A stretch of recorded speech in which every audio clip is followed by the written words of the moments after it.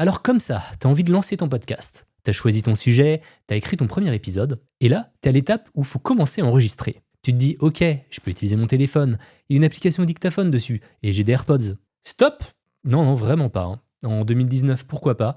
Aujourd'hui, c'est non. Le truc, c'est que le paysage du podcast a bien évolué et est en concurrence avec des centaines et des centaines de podcasts. Si ton son n'est pas correct, tes potentiels auditeurs partiront vers un autre contenu beaucoup plus agréable à écouter. Bienvenue dans Upload. Aujourd'hui, on va parler de microphone et à la fin, tu sauras exactement lequel choisir en fonction de tes besoins. Et le truc cool, c'est que comme j'adore les micros, je sais, je suis un petit peu bizarre, eh bien j'en ai une belle collection et tu vas pouvoir entendre le son de chaque micro en même temps que je t'en parle. Comme ça, tu auras une idée précise de sa signature sonore et tu le choisiras en toute connaissance de cause. Là, pour info, tu m'entends à travers un Shure SM7B, donc c'est pas forcément le micro que je recommanderais pour débuter, mais comme c'est celui que j'utilise au quotidien, ça aurait été dommage de pas le mentionner, et à la fin de la vidéo, je te présenterai même mon setup.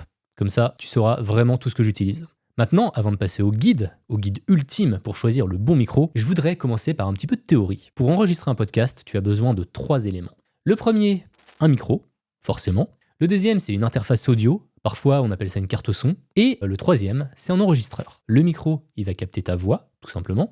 L'interface audio, elle va récupérer ce signal, le signal du micro qui est analogique, pour le convertir en signal numérique. Et ce nouveau signal, il sera récupéré par l'enregistreur qui va créer un fichier avec ta voix. Le setup classique, c'est donc un micro comme celui-ci par exemple, c'est un Shure SM58, branché en XLR à une carte son externe, qui elle-même sera raccordée à un ordinateur qui enregistrera la voix. Et si je te parle de ces 3 éléments, c'est parce qu'il existe du matériel qui va en intégrer plusieurs d'entre eux. C'est par exemple le cas de ce micro qui est une interface audio intégrée.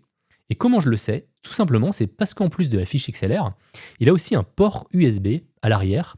Et donc, on peut directement le brancher sur un PC pour enregistrer. Autre exemple, ce petit boîtier, c'est un boîtier bien connu des podcasteurs, ça s'appelle un Zoom H6. C'est une interface audio parce qu'on peut brancher plusieurs micros de chaque côté.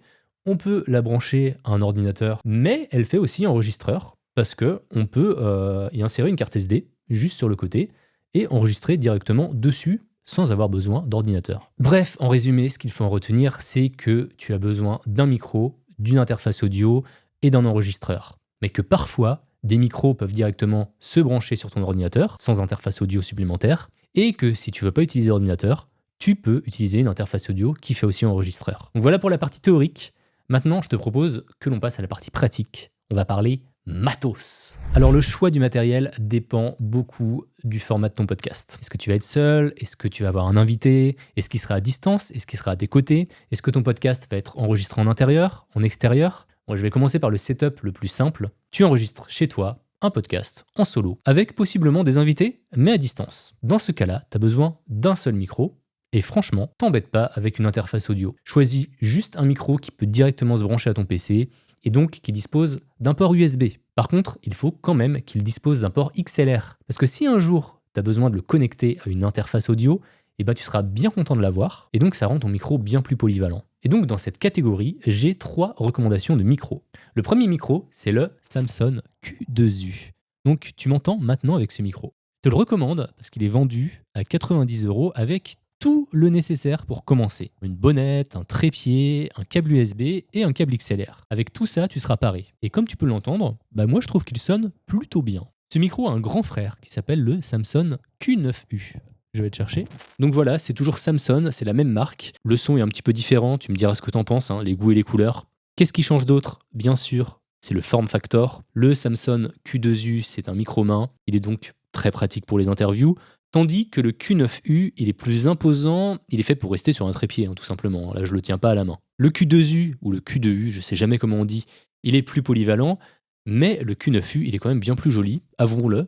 Il est aussi plus cher, environ 170 € sur Amazon au moment où je tourne la vidéo. Mais bon, si plus tard tu veux ajouter une caméra et faire un podcast vidéo, c'est quand même un peu plus stylé sur une table.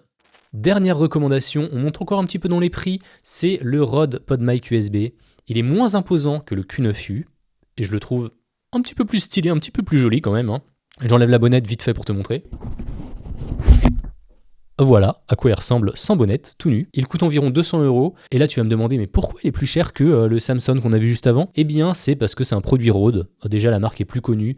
Ça va aussi avec tout un écosystème matériel, logiciel. Par exemple, le logiciel Rode Connect permet d'avoir une vraie table de mixage sur son ordinateur. Alors, je vais pas m'attarder dessus parce que ça mériterait presque une vidéo à part entière. Mais en tout cas, ça donne des possibilités plutôt intéressantes. Donc là, tu m'entends avec, hein. Je ne sais pas ce que tu penses du son, n'hésite pas à me le dire en commentaire. Bon, le format solo c'est fait, maintenant on va passer au format interview ou à plusieurs. Bref, on est plusieurs dans la même pièce. Il nous faut donc plusieurs micros qui seront connectés en XLR à un enregistreur. Les plus connus sont ceux de la marque Zoom, hein, c'est celui que je t'ai montré tout à l'heure, par exemple le Zoom H6. Il y a aussi le Zoom PodTrack P4, qui est plus récent. On peut brancher 4 micros dessus. Il y en a plein d'autres, hein. Je te laisserai regarder sur internet. Là, on est plus sur une vidéo pour parler de micro. Et donc, les recommandations micro. Déjà, si tu es sur un canapé, que tu n'as pas de trépied ou de table pour poser tes micros, eh ben, il te faudra des micros mains. Je t'ai parlé du Samsung Q2U, qui fera aussi bien l'affaire parce qu'il pourra se brancher en XLR sur ton interface, sur ton Zoom. Et dans la même gamme de prix, il y a le Shure SM58. Il n'a pas de port USB, mais dans ce setup, c'est pas nécessaire. Et le fait de ne pas avoir d'interface audio le rend aussi beaucoup plus robuste. Il est quasiment considéré comme indestructible. Le mien, je t'avoue, il a 15 ans. Hein. Il n'a jamais bougé. Et je trouve aussi que le son est meilleur que celui du Q2U.